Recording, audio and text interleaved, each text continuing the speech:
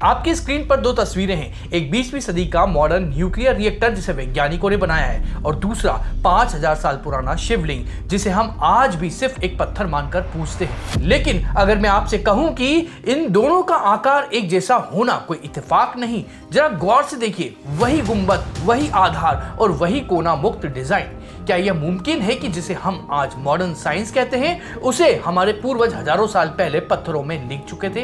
क्या शिवलिंग सिर्फ भक्ति का केंद्र है या प्राचीन दुनिया का सबसे उन्नत पावर पॉइंट? अगले कुछ मिनटों में हम उन परतों को खोलेंगे जिन्हें वेस्टर्न दुनिया ने आपसे छिपा कर रखा है। आज धर्म की नहीं, इंजीनियरिंग की बात करेंगे। सबसे पहले अपनी आंखों पर पड़े अंधविश्वास के चश्मे को हटाइए और एक इंजीनियर की नजर से देखिए भाभा एटॉमिक रिसर्च सेंटर यानी BARC का साइरस रिएक्टर। इसका आकार देख रहे हैं आप, ये एक विशाल शिवलिंग जैसा दिखता है, लेकिन सवाल है क्यों?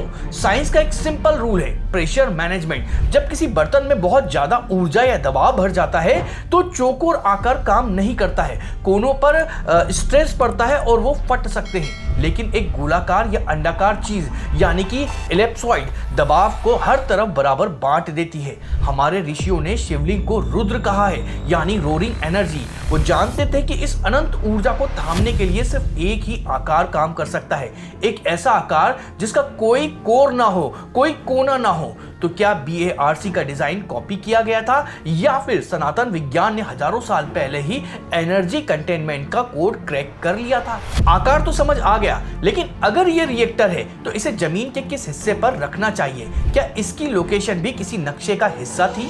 अब जरा भारत के नक्शे को देखिए, यह चीज आपका दिमाग हिला देगी। केदारनाथ जो उत्तर में है, हिमालय की गोद में है, और रामेश्वरम जो दक्षिण में समुद्र के किनारे पर है, इन दोनों के बीच हजारों किलोमीटर की दूरी है। लेकिन अगर आप गूगल मैप खोलेंगे और एक सीधी रेखा खींचेंगे तो आप पाएंगे कि केदारनाथ, ओमकालेश्वर, श्री कालहस्ती, एकाम्बेश्वर और रामेश्वर ये सब के सब लगभग 79 डिग्री ईस्ट लॉन्गिट्यूड पर स्थित है, एक सीधी रेखा में। आज हमें एक सीधी सड़क बनाने के लिए भी सैटेलाइट और GPS की जरूरत पड़ती है, तो हजारों साल पहले घने जंगलों और पहाड़ों के बीच में हमारे पूर्वजों ने इतनी सटीक अलाइनमेंट कैसे बिठाई? इसे योगिक जियोग्राफी कहा जाता है। ये कोई जादू नहीं था, ये जियोडेटिक इंजीनियरिंग थी। वे जानते थे कि पृथ्वी की चुंबकीय ऊर्जा यानी मैग्नेटिक फील्ड कहां सबसे तेज बहती है। उन्होंने इन मंदिरों को रैंडमली नहीं बनाया है, बल्कि पृथ्वी के ऊर्जा ग्रिड को हैक करने के लिए एक तार की तरह जोड़ा है। लोकेशन तो परफेक्ट है, मिल गई, लेकिन मंदिरों के गर्भगृह में रखा उस पत्थर के आकार में क्या खास है जिसे नासा भी अब सच मान रहा है? पश्चिम में कई विद्वानों ने शिवलिंग को प्राइवेट पार्ट या फिर फॉलिक सिंबल कहकर मजाक उड़ाया है, और अफसोस हमने मान भी लिया है। लेकिन संस्कृत में लिंग का मतलब जन्नांग नहीं होता है, बल्कि प्रतीक या चिन्ह होता है, जिसे हम कहते हैं स्त्रीलिंग या पुल्लिंग। तो शिवलिंग किसका प्रतीक है? नासा के Wilkinson microwave anisotropy probe mission ने जब ब्रह्मांड की सबसे पुरानी तस्वीर यानी कॉस्मिक माइक्रोवेव बैकग्राउंड को मैप किया तो उसका आकार क्या था? एक अंडाकार, एक एलिप्सॉइड, बिल्कुल शिवलिंग जैसा। हमारे ऋषियों ने हजारों साल पहले इसे ब्रह्मांड या फिर कॉस्मिक एक कहा था। गणित यानी मैथमेटिक्स में भी एलिप्सॉइड ही वो एकमात्र आकार है जो शून्य से अनंत तक की यात्रा को दिखा सकता है, जिसका ना कोई आदि है और ना ही अंत है। और दोस्तों, अगर आप विज्ञान और सनातन के इस गहरे जुड़ाव को और समझना चाहते हैं तो हमारा वीडियो गॉड पार्टिकल ही शिव शक्ति का मिलन है, जरूर देखिएगा, जहां हमने बिग बैंग और शिव शक्ति के मिलन को डिकोड किया है। वो आपके लिए आंखें खोलने वाला अनुभव होगा। खैर, वापस आते हैं। अगर शिवलिंग ब्रह्मांडीय ऊर्जा का मॉडल है तो इतनी भारी एनर्जी को कंट्रोल कैसे किया जाता है? वो फटता क्यों नहीं है? जब आप मंदिर जाते हैं तो शिवलिंग पर पानी या दूध जरूर चढ़ाते हैं। हमें बताया गया है कि भगवान शिव को ठंडक पसंद है, लेकिन क्यों?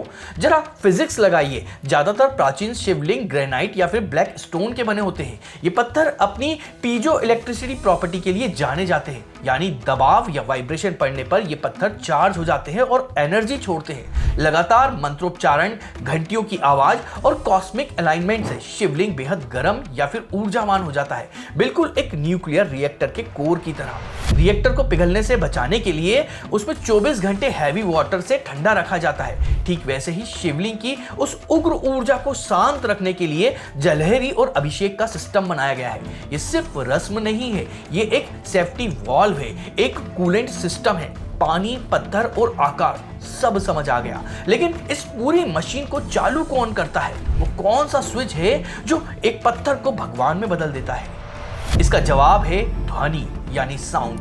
मॉडर्न साइंस में एक फील्ड है जिसे सीमेटिक्स कहा जाता है। जब हम किसी प्लेट पर रेत रखकर उसे एक खास फ्रीक्वेंसी पर वाइब्रेट करते हैं तो वो रेत बिखरती नहीं है बल्कि एक डिजाइन बना लेती है। और जानते हैं जब ओम की ध्वनि को सही फ्रीक्वेंसी पर बजाया जाता है तो वो रेत क्या आकार लेती है?